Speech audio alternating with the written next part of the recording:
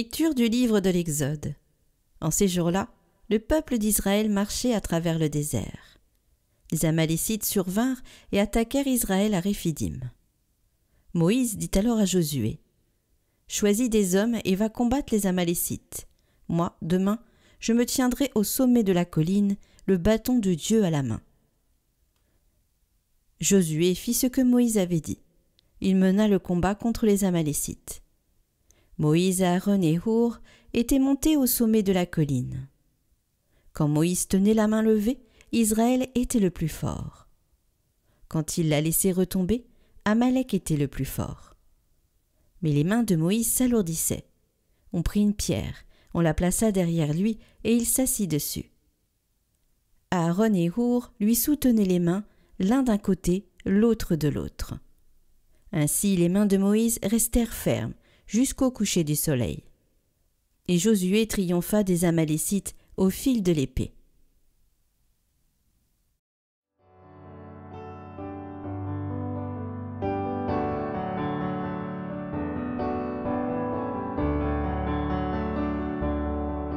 Seigneur, mon secours, en toi seul mon bonheur, ma vie repose entre tes mains. Seigneur, mon secours, en toi seul mon bonheur, ma vie repose entre tes mains.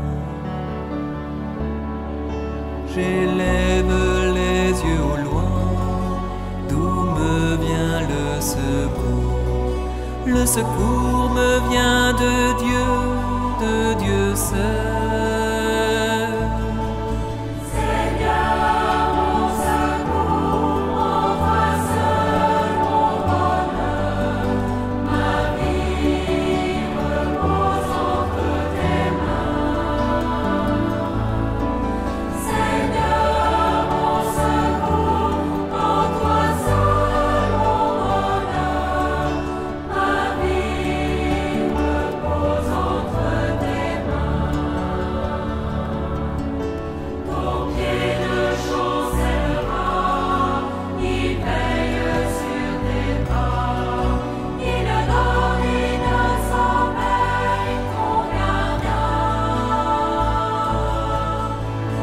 Seigneur, mon secours, en toi seul mon bonheur, ma vie repose entre tes mains. Seigneur, mon secours, en toi seul mon bonheur, ma vie repose entre tes mains. Au départ et au retour, il gardera ton âme. À jamais le Seigneur veille sur toi.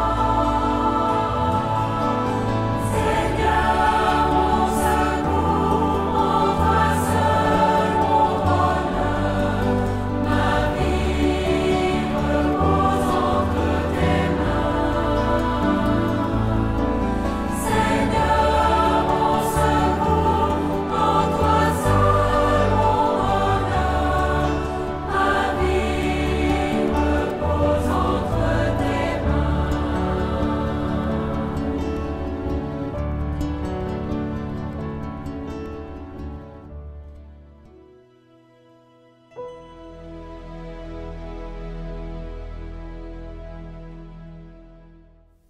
Lecture de la deuxième lettre de saint Paul apôtre à Timothée.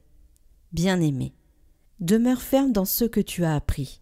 De cela, tu as acquis la certitude, sachant bien de qui tu l'as appris. Depuis ton plus jeune âge, tu connais les saintes Écritures. Elles ont le pouvoir de te communiquer la sagesse, en vue du salut par la foi que nous avons en Jésus-Christ. Toute l'Écriture est inspirée par Dieu. Elle est utile pour enseigner, dénoncer le mal, redresser, éduquer dans la justice. Grâce à elle, l'homme de Dieu sera accompli, équipé pour faire toutes sortes de biens. Devant Dieu et devant le Christ Jésus, qui va juger les vivants et les morts, je t'en conjure. Au nom de sa manifestation et de son règne, proclame la parole, interviens à temps et à contre-temps, dénonce le mal, fais des reproches, encourage, toujours avec patience et souci d'instruire.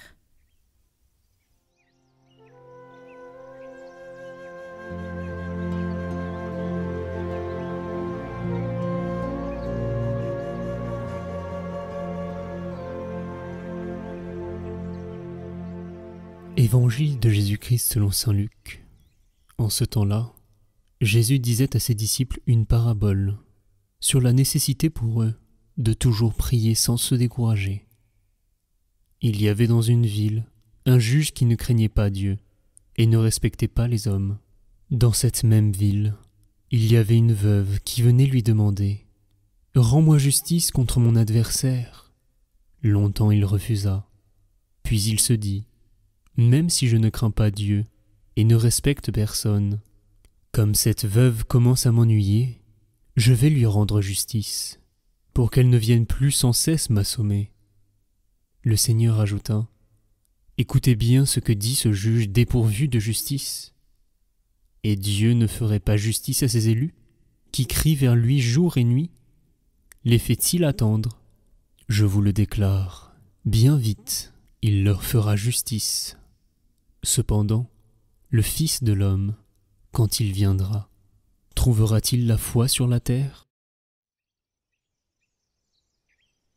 Aujourd'hui, chers amis, nous avons la chance d'avoir 2 commentaires différents, puisqu'il y a une petite erreur dans le calendrier. Alors, voilà, vous avez la chance d'avoir 2 commentaires, profitez-en pour vous nourrir. Jamais, à aucune époque de l'histoire de l'humanité, nulle part, dans aucune civilisation, personne avant nous n'a douté de l'efficacité de la prière, sauf notre temps, sauf ici, sauf nous. Aujourd'hui, on entend souvent « Vas-y, prie, prie !» et moi, je vais plutôt faire des choses concrètes pour changer le monde. Ou encore « Ah, tu sais, moi j'ai tellement prié sans être exaucé que je n'y crois plus. » D'où vient cette méfiance contemporaine? De la guerre, peut-être? Mais nos arrière-grands-parents, dans les grandes guerres, ont prié comme jamais. Des maladies ou des épidémies? Mais la grande peste a tué bien plus que le Covid, avec une population 10 fois moindre à l'époque. En 1720, à Marseille, alors que la moitié de la ville mourait de la peste, Monseigneur de Belzins est resté auprès de son peuple. Il visitait les malades, il partait voir les mourants, il célébrait la messe dans les rues. Tout le monde priait, et le 1er novembre, il a consacré la ville au Sacré-Cœur, transformant la terreur en un grand acte de foi. Alors pourquoi notre époque n'arrive-t-elle plus à prier? Ce n'est pas un problème de circonstances, c'est la conclusion de l'évangile d'aujourd'hui. Le Fils de l'homme, quand il viendra, trouvera-t-il la foi sur la terre? Il ne demande pas trouvera-t-il des prières, il demande trouvera-t-il la foi, parce que la prière n'est rien sans la foi, et que la foi meurt quand cesse la prière. Notre monde ne prie plus parce qu'il n'a plus la foi. Et nous-mêmes, catholiques pratiquants, nous ne prions pas assez parce que notre foi est trop faible. Chaque fois que nous pensons que prier est inutile, nous doutons de Dieu.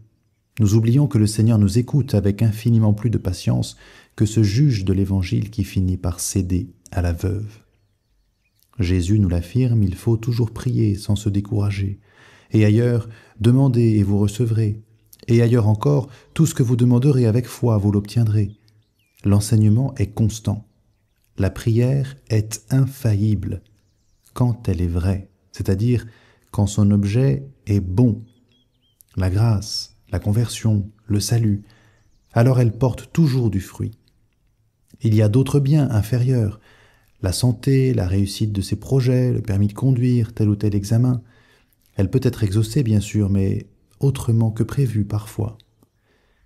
Et à d'autres moments, la guérison demandée ne vient pas. Un proche qui s'éloigne de Dieu ne se convertit pas. Et à ce moment-là, il faut persévérer. Il faut rester dans la foi et dans la prière.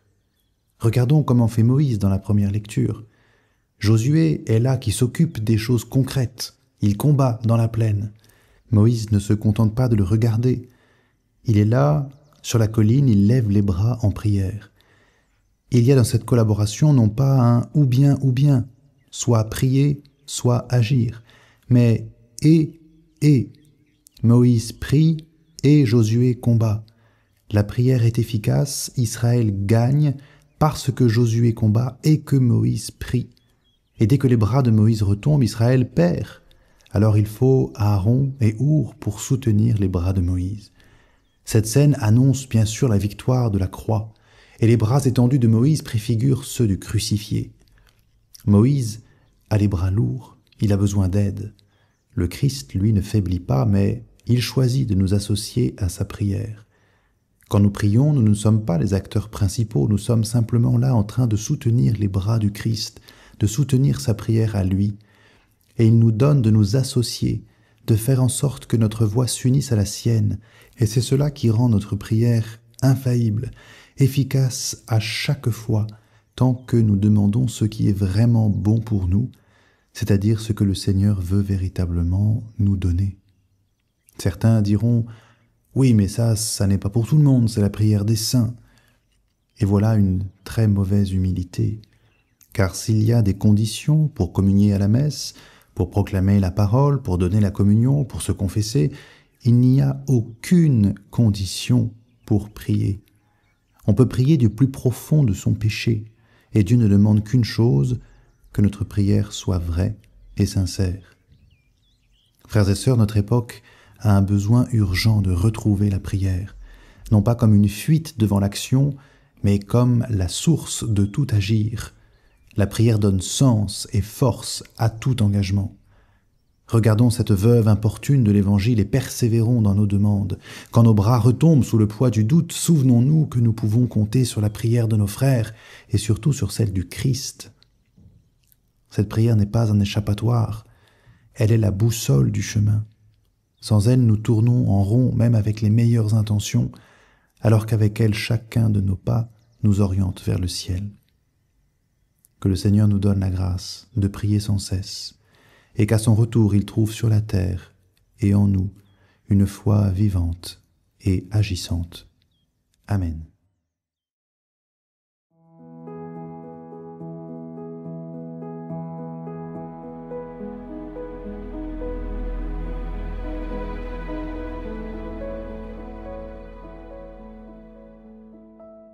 Chers amis de Catoglade, la parabole d'aujourd'hui est la seule qui commence par son interprétation.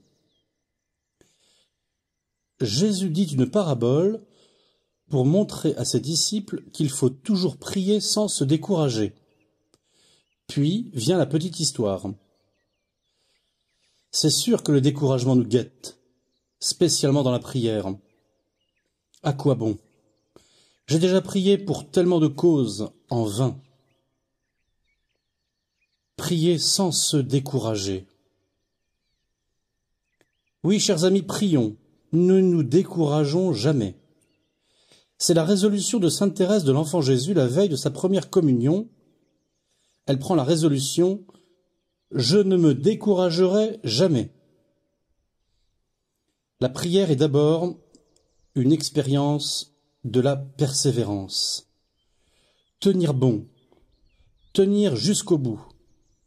Que nos doutes, nos déceptions n'aient jamais le dessus. Continuer, toujours prier sans se décourager. Puis vient la parabole, une veuve qui subit une injustice et s'adresse à un juge. « Rends-moi justice contre mon adversaire ». Comme elle est veuve, elle est dans une situation particulièrement précaire. Elle vit, elle crie jour et nuit. L'injustice qu'elle subit, nous ne savons pas laquelle, la tourmente sans arrêt. Et sa prière, c'est un cri qui vient des profondeurs d'elle-même. C'est son angoisse qui crie. C'est sa colère aussi. « Rends-moi justice contre mon adversaire ». Qui est cet adversaire ? C'est le nôtre. C'est les rancunes que nous gardons, les blessures qui nous meurtrissent, le cri d'injustice qui nous déchire les entrailles, cette plaie qui saigne. Mais c'est la meilleure partie de nous-mêmes. C'est par là que la vie entre en nous. C'est ça qui nous relie au réel. C'est la source de la vraie prière, la partie en nous qui prie le mieux, qui crie. Le reste, c'est souvent du personnage fabriqué. La parabole dit qu'elle crie jour et nuit. Mais il faut bien dormir. Personne ne peut crier jour et nuit vers Dieu. C'est donc qu'il y a une prière cachée qui sort de moi comme la respiration. C'est un besoin intime, un désir de fond, un cri silencieux. Dieu est là. C'est ce qui en nous aspire à quelque chose. C'est un désir d'un plus grand amour, une tristesse qui demande pardon, une nostalgie de l'immense abîme, une espérance de vie éternelle. C'est là qu'habite l'Esprit Saint, notre âme. Ne rêvons pas que cette souffrance d'injustice puisse prendre fin. Ce serait la mort de notre âme, le tarissement de la source de notre prière. C'est celle-là qu'il faut aimer et transformer en prière. Et si réellement nous offrons à Dieu ces injustices qui nous hantent, alors notre prière sera vraiment jour et nuit, un cri adressé à lui, et notre âme se laissera peu à peu habiter par sa présence. Prions pour toutes les intentions déposées en commentaire cette semaine. Notre Père qui es aux cieux, que votre nom soit sanctifié, que votre règne vienne, que votre volonté soit faite sur la terre comme au ciel. Donnez-nous aujourd'hui notre pain de ce jour. Pardonnez-nous nos offenses, comme nous pardonnons aussi à ceux qui nous ont offensés. Et ne nous laissez pas entrer en tentation, mais délivrez-nous du mal. Amen. Je vous salue Marie, pleine de grâce, le Seigneur est avec vous. Vous êtes bénie entre toutes les femmes, et Jésus, le fruit de vos entrailles, est béni. Sainte Marie, Mère de Dieu, priez pour nous, pauvres pécheurs, maintenant et à l'heure de notre mort. Amen. Gloire au Père et au Fils et au Saint-Esprit, comme il était au commencement, maintenant et pour les siècles des siècles. Amen.